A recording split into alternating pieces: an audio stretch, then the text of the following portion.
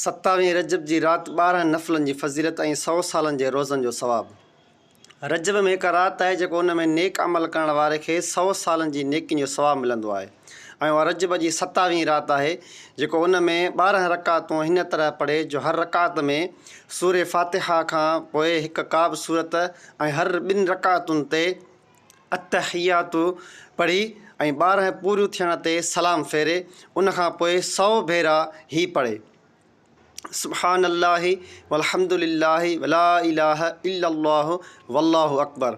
100 भेरा इस्तिग़फ़ार, 100 भेरा दुरूद शरीफ़ पढ़े ऐं पंहिंजी दुनिया ऐं आख़िरत मां जंहिं शइ जी चाहे दुआ घुरे ऐं सुबुह जो रोज़ो रखे त अल्लाह अज़्ज़ व जल उन जूं सभु दुआऊं क़बूलु फ़रमाईंदो सवाइ उन दुआ जे जेका गुनाह जे लाइ हुजे।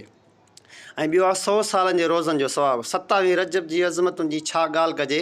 हिन अज़ीम तारीख़ में असांजे प्यारे आका सल्लल्लाहु तआला अलैहि वसल्लम जन खे मेराज जो अज़ीमुल शान मौजज़ो अता थियो।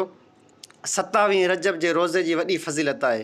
जीअं त हज़रत सैयदना सलमान फ़ारसी रज़ी अल्लाह तआला अन्हु खां रिवायत आहे त अल्लाह अज़्ज़ व जल जे महबूब सल्लल्लाहु तआला अलैहि वसल्लम जो फ़रमान आहे, रजब में हिकु ॾींहुं ई राति आहे, हिकु ॾींहुं ऐं हिकु राति आहे जेको उन ॾींहुं रोज़ो रखंदो ऐं राति जो क़याम यानी इबादत करे त ॼण उन 100 सालनि जा रोज़ा रखिया ऐं 100 सालनि जी शब बेदारी कई। उहा रजब जी 27वीं तारीख़ आहे।